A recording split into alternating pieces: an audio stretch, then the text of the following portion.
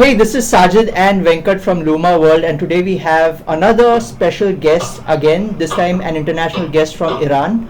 It's Ali, and Ali is the program coordinator for IdeaAzad event in Iran. He's also the supervisor for the Iran Toys Council. Great to have you, Ali. I mean, we've had a lot of conversations about gaming, both in India and Iran, so it's an absolute joy to speak with you. Yeah, thank you so much for having me. It's a pleasure to have a chat with you guys. Well, hello everyone. My name is Ali, and I am a program coordinator at IdeaAzad Toy Bootcamp. And also, I am an advisor for Toy Supervision Council in our country. And I have a master in educational technology, and I have always had my project focused on toys and games and learning with games and toys. Nice, fantastic.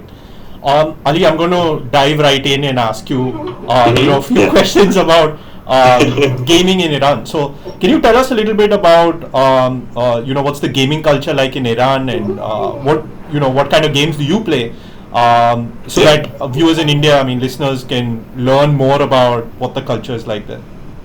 Yeah, sure.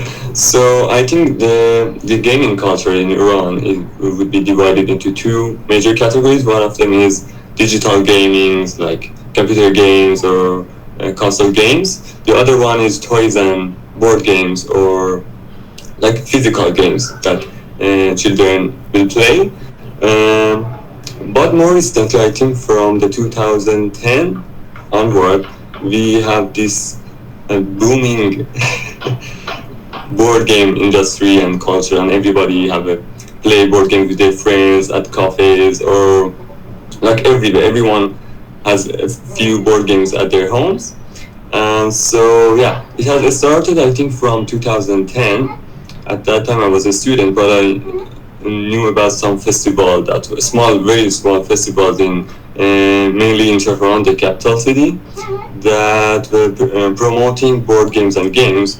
But at that time, the games that were published or produced were like the very famous international games like Othello, Blackas, or those games that are very famous and everybody has played it all around the world.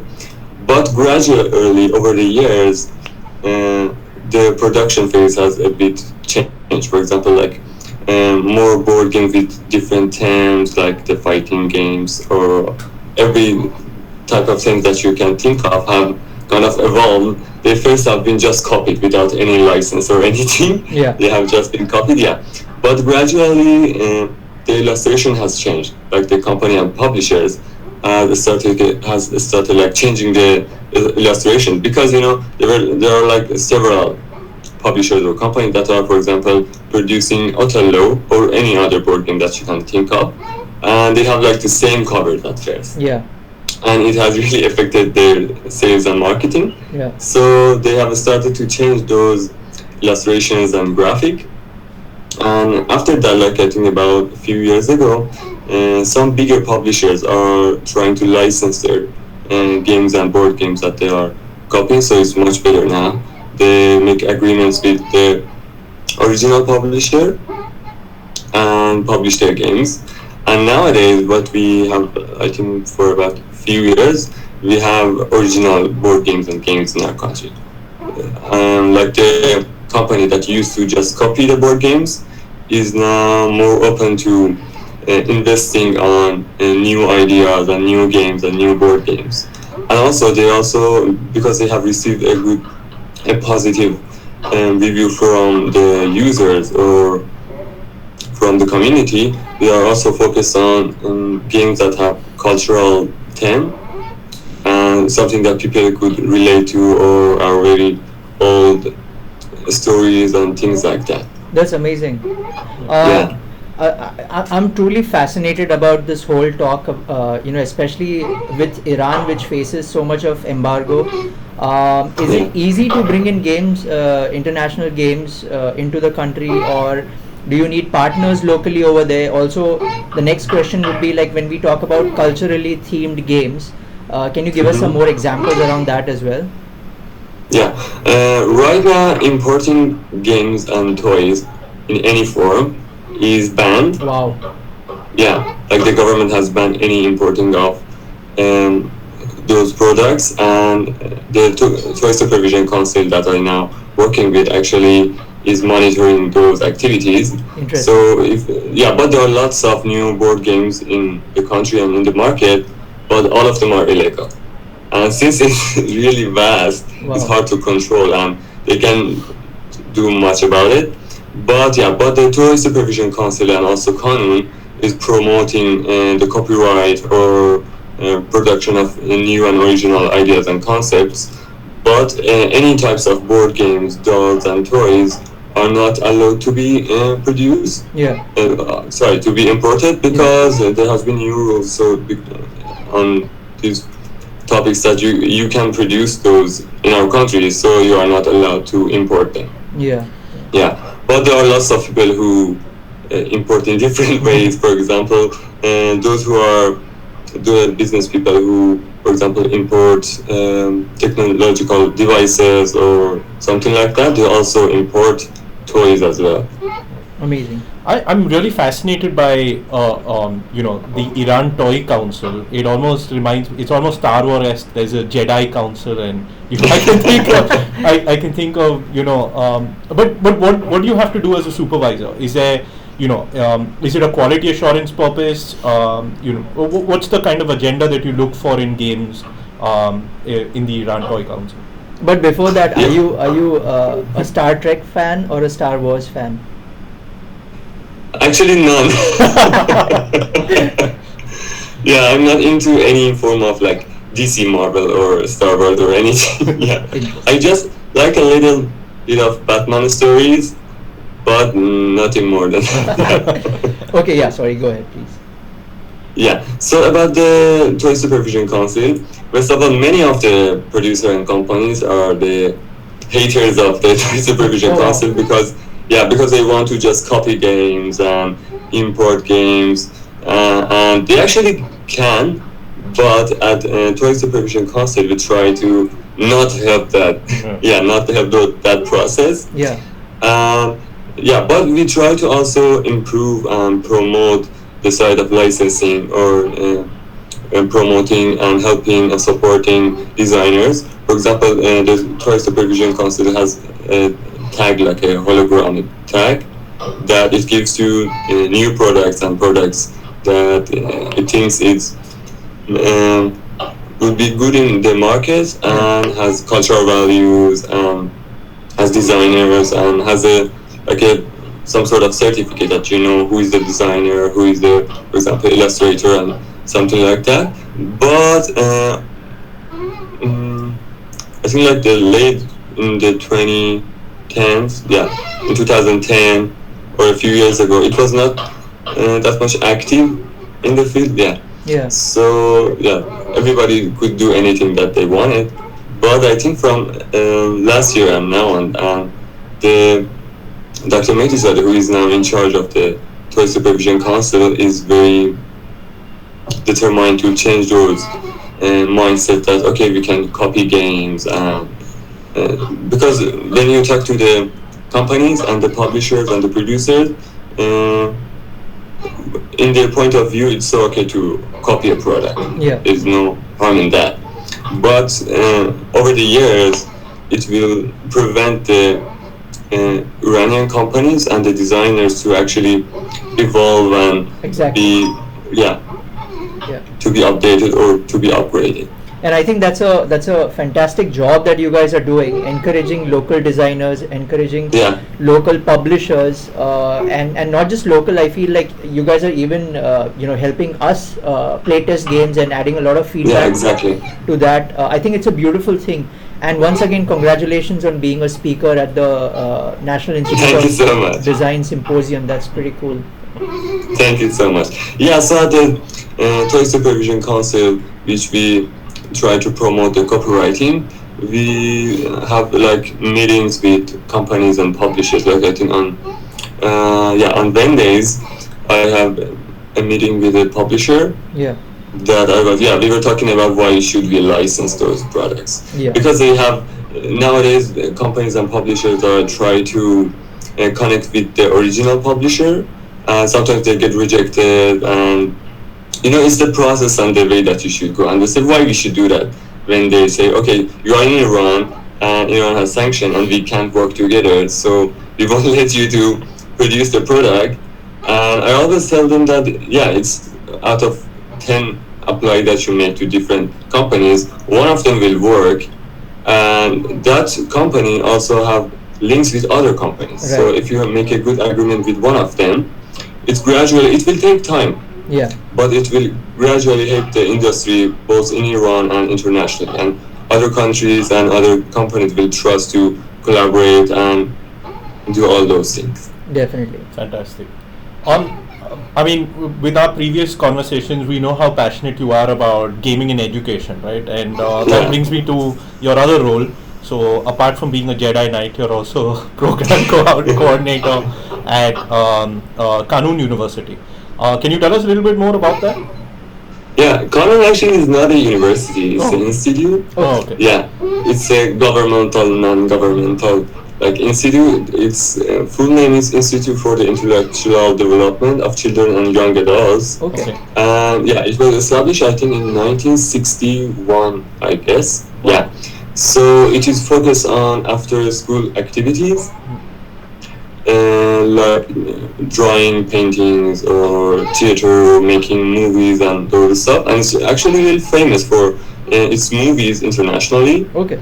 Yeah, and it's focused on promoting and kind of educating children and young adults in the field of culture and literature and arts. And the interesting fact about Kanun is that it has, I think, about 900 branches all over the countries. Wow. And even in small villages they have these big trucks that goes to even remote places, and they have theater shows for people who are living in remote places or in villages that are in the middle of desert or all those areas. So, and they also have mobile libraries, Yeah. and some sort of vans that have been especially designed for this job, that go to all sort of villages, like the one in the mountains or the one in the desert, so that they could give books to children. And one of the major activities that Kanun has is actually a publisher. It's a children's book publisher, and yeah, they're also famous for that because they work with the best illustrator in our country. Nice. And they also work with lots of international publishers, and all of their books are all copyrighted. Wow. Yeah, Nice. so they are famous on that as well. So tell me a little bit more about where do you look at playing and learning coming in? Are there some case studies that you have where you've used games, let's say in classrooms, or you've overseen that process? How does it work? What's the kind of response that you get from parents, teachers, families, kids? How does it work? Yeah, so I think first of all, everybody knows that you can learn better and faster while playing games, and there's no need to make more research on those topics. But yeah, but the thing is, parents are really positive on learning through games, and also the government has the focus on that in the recent years, because it's much more fun and children will enjoy it. And it's not something like the traditional ways of teaching. It's more also, how do you say, children get to involve in the process of learning and teaching. They suggest what they want to learn, and it's more fascinating for them.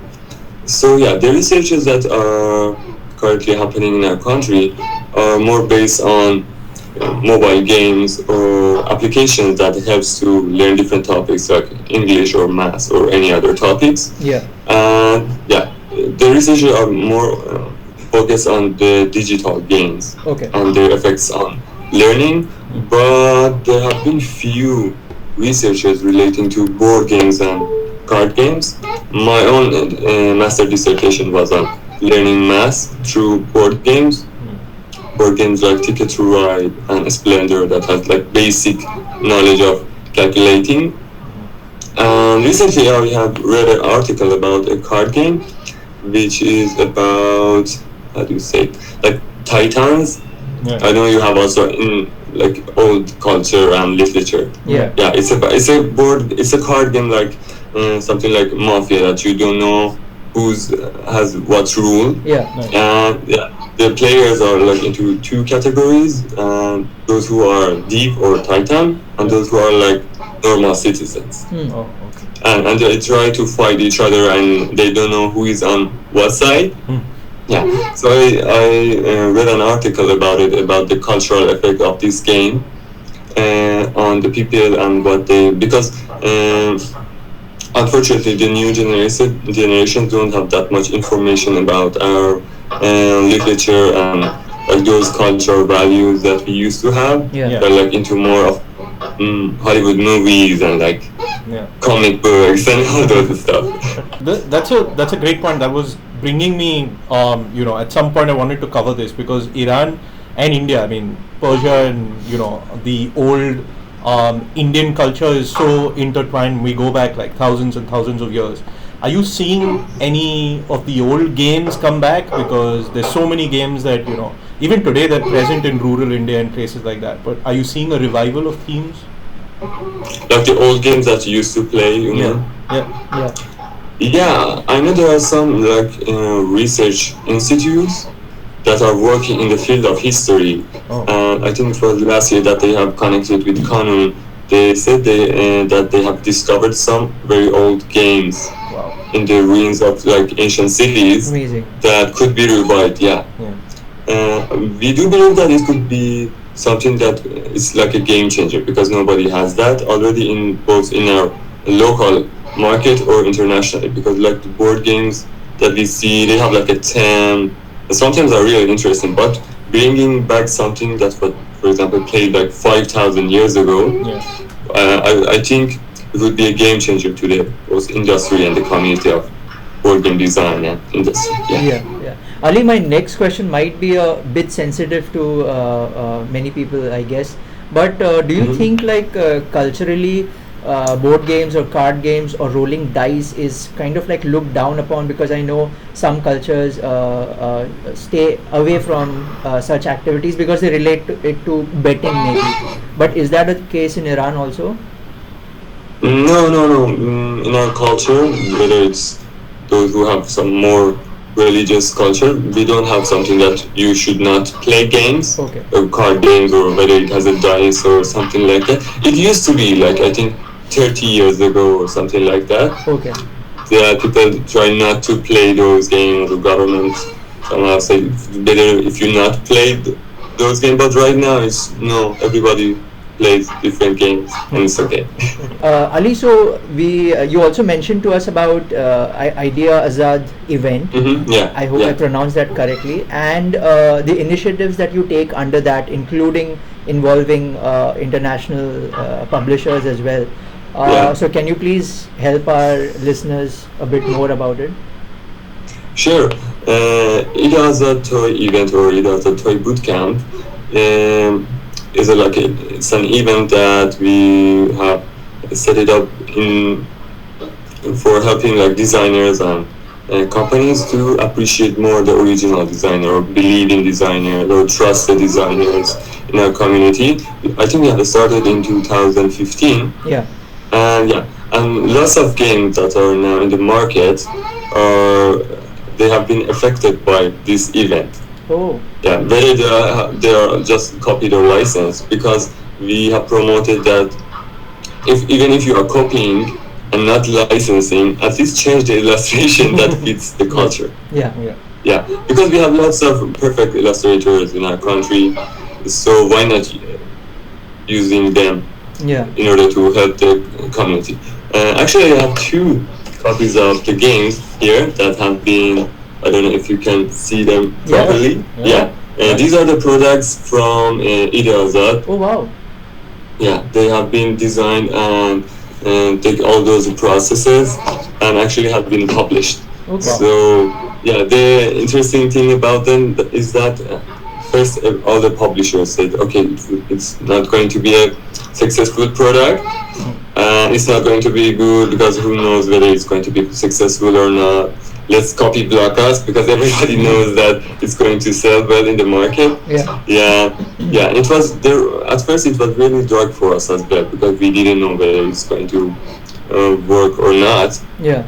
But and about this game, it's an abstract board game. Yeah. Something maybe a little bit similar to Blockhouse, and you know that abstract games are very harder to sell and promote in the market. Yeah. You know, because many people are rather to playing like easier card games and board games that have like funnier themes or funnier stories or something like that.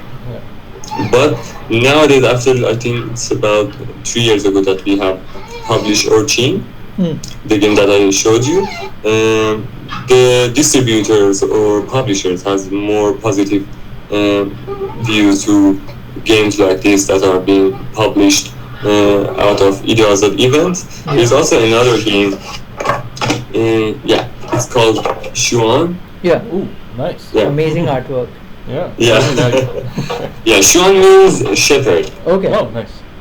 Yeah, it's also an abstract board game, but we try to focus more on getting help from the illustrators and also introducing illustrators to the community. And the funny thing is that the illustrator that we worked with on Shuan project never have worked with any publishers on toys and games. Wow. But currently he is now making and designing covers for different publishers on toys and board games market. Yeah, and there are also several other examples of the ideas that have developed throughout the process of IdeaAzad that are now in the market. And this year we hope to have like more demand from the industry to publish the games and toys that have been developed in the IdeaAzad. And I think one more positive point about that is that before that the companies really didn't wanted to invest on those projects, and they never wanted to be the first person to test that. But they are now, when I talk to them, they are now more open to like new designs, and they ask us, okay, but if you want to make a deal or something like that with a designer, what we should do, they are more open to that. But like 5 years ago, they would say no, we won't do that. Yeah, but they are more, even if they don't, they consider it. Okay, that's such a cool thing that you're creating an ecosystem for everyone through this. Yeah. Ali, what's the trend with the games that people are buying? Like, do people like Euro style games over there? Is it more, or it's like quick and dirty? Do people play with friends? And I would like to hear your opinion also. Like, do you play with friends or with family or with children? I don't know. It's hard to tell which games are not trending or what types of games, but I have friends that work with like the major distributors in our country, so I have like a glance of what it's like right now. It's funny because it's a mixture of both, like European style, like heavy board games are also very popular, and also like easy to go, like a filler game, like a game that you can play with 20 cards in 5 minutes. These are like the two main categories that people are interested to play with. And it's really hard to tell which one is more popular or people are into it, because it has different user group or a different community that could relate to. But one thing that is really important is the quality of production. Got it. We have like this, for example, I don't know, it's the English title is the same, but there's a game like Photosynthesis, you know that? It's like, I think we have like 3 different companies that publishing it, and one of them has a really high quality pieces, and everything is perfect. The illustration is really perfect, and I think it's much better than the original. And it's really selling good. I asked my friend the other day, and said it's really selling good in the market, even though it's more expensive than many other board games. But it's selling good in the market. And also lots of like card games that they always sell well because the price is very low and children could play it everywhere. They could have it in their pockets and go everywhere and play. Right. So if I'm an Indian publisher, I mean we are, but let's say for all the listeners, And if I want to, launch a game in Iran, and since you're the expert at doing that, what would you recommend? What would the titles or themes that you would pick, and how would you go about doing it? And what's the potential? What kind of games would work? Well, I think any games that could have a theme in the cultural or those ancient stories and literature would be really interesting for people, because we had a game, I think last time that I told you about, it's about pottery. Yeah, it received lots of great positive reviews because it's revived those values in our culture, and the game mechanic, it was really perfect, the design and the illustration, everything was matched. So many people were into it. Even there were people who have never played it but have heard about the game and wanted to know more. I think those games would be successful in the market. We never had actually the experience on educational games and toys. Like there are these kids of they call, I think, 4M, like the science packs. Yeah. If you have seen them, like children could make a robot out of it or something like that. Yeah, they are also popular. Okay. But but I have never seen any international product like a board game or a card game that also has a focus on learning or education or something like that in the market. They have never been such a subject, but there are lots of board games like the European style or other style of board games and card games in the market. But people are very positive, or even the Toy Supervision Council is very positive toward the games and board games that has cultural values, whether it's related to our culture or something near to that. It's really positive for whether it's Canon or Toy Supervision Council, they are promoting that. And if a company wants to work or publish their games in Iran, they could link with publishers in our country. Okay. But I think that would be hard because many of them, they never had any suggestion from international publisher. It's always them that goes to international publisher to ask for a new product. Yeah. But I think they are open to that. Okay. Yeah, somebody should start that, but I think they are open to that. Whenever I talk to a publisher about Luma World games or any other games, they never say no. They want to know more about it, or the possibilities, or where it's going to fit in the market, and all those things. Yeah, I'm guessing you'll have many more people approaching you hopefully after this podcast goes live. I'm sure a lot of people will be curious about your country. Hey Ari, thank you for all these wonderful insights. Do you have any questions you would want us to answer, India context specific? Please feel free to ask. Yeah, sure. We actually want to know more about the Indian culture and Indian toy and game industry, because we do believe both in Toy Supervision Council and Kanun that Iran and India could connect on the fields of toys and game because of lots of similarities and links in cultural and ancient history. Perfect. So tell me more about that. What, you want to tackle that? Yeah, I think we are at a watershed moment, both Iran as well as India. We're getting this revival of gaming, something that, like you mentioned, games that have been played 5,000 years back, and suddenly they're being found. But I think culturally there's almost like a renaissance where a lot of gaming is coming into homes, and hopefully into schools as well, into learning over the next 4 or 5 years. And because of that, we are seeing a lot of publishers coming out of India with some really interesting themes, culturally, historically, even new age modern themes, right? And they're fun games, they're quirky games. Some of them are very interesting in terms of the gameplay and the mechanics itself. We've got a very good community that's constantly building. I mean, I think on a month-on-month basis we get like 10 to 15 new members every month, and it's fantastic to see that.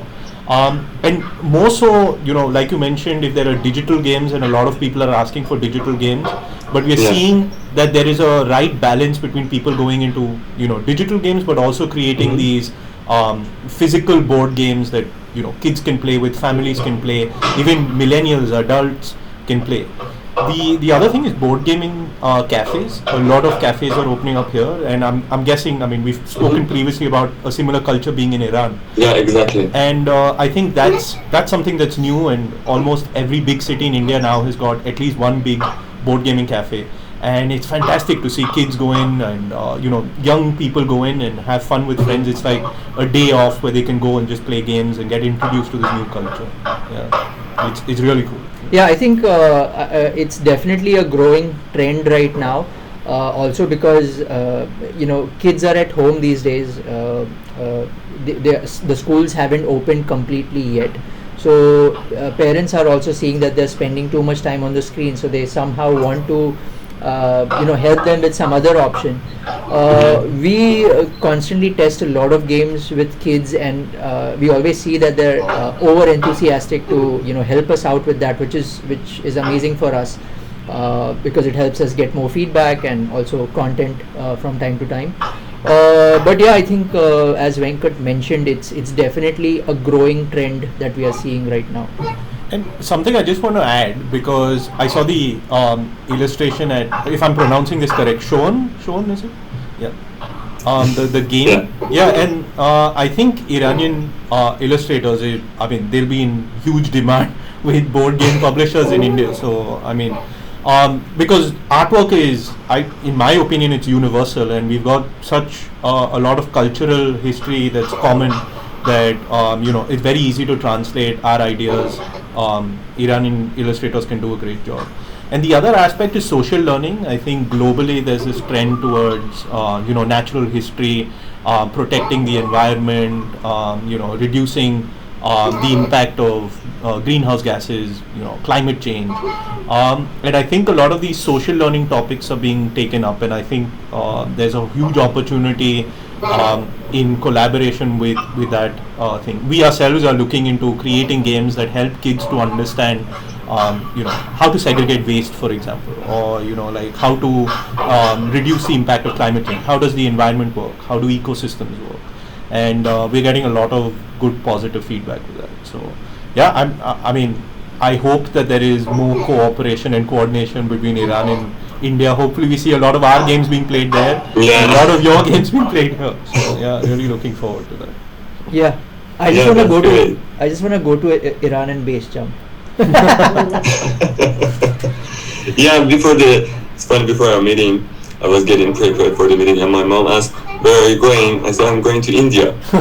And she said, "Okay, get me lots of fabric and textile and all those things." Yeah, because it's funny if you ask any young girl or even women or women at the age of my mom, when you say India, they all say, "Okay, the fabric and textile." Yeah. Yeah, that's interesting. Really interesting. Either that or the spices, maybe. Yeah, of course. Cool, Ali. Again, it was lovely chatting with you. One question we always ask our guests is, what are your maybe top 3 or top 5 games? If you have more, you're more than welcome to answer that. It's hard to choose. Well, my number one, I think it would be Condottieri, if you have played it. It's a Z-Man board game. Oh, okay. Yeah. The other one would be Pandemic. Oh, yeah. Also a Z-Man product. But what else? I also really like this. Have you played Stratego? Yeah. I haven't. Yeah. And there's a limited edition of it about Waterloo Wars. Oh, okay. Like the Napoleon Wars, yeah. We have a copy of that in our office, and I really like that. Oh, okay. Nice. Yeah, it has a nice theme and a story about those wars and fights and all those things. Yeah. Great. Nice. Venkat, what's yours? Mine? We can't do this every episode, but okay, because it's changed. It's changed. It's changed. Yeah. We played the Crew. We've been playing the Crew a lot recently, and we like it. It gets challenging every time, and we've also made some good friends because of that, and we've also lost some friends because of that. I played it once with my wife this week, Tarji. I'm looking forward to playing it more over the weekend. We played it once and we liked it. I think we both aren't good at it yet, but we're hoping that this weekend we're going to crack the game.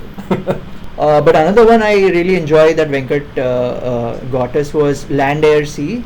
I have played it too. Yeah, it's much fun. It's fun. It's interesting. Like you need to find what I like about it. Sometimes it's better to give up rather than continue with the battle and try to test your luck. And it takes time to get into that mode where you're like, hey, you know what, I want to give up, and then we play another round. There's something sneaky about Sajid, and what he'll do is like he'll play a game once and he'll do okay on it, but then he'll go home, he'll research, he'll go on the internet, he'll figure out there are hacks to the game, and then he'll come back and be like, no, you have to play. Yeah, that's because there's a different pleasure in beating Venkat. That's great. Yeah, I have played AC and Land only at Tabletopia. Last year, my friend have introduced me to it, and we have played it on Tabletopia since. Nice.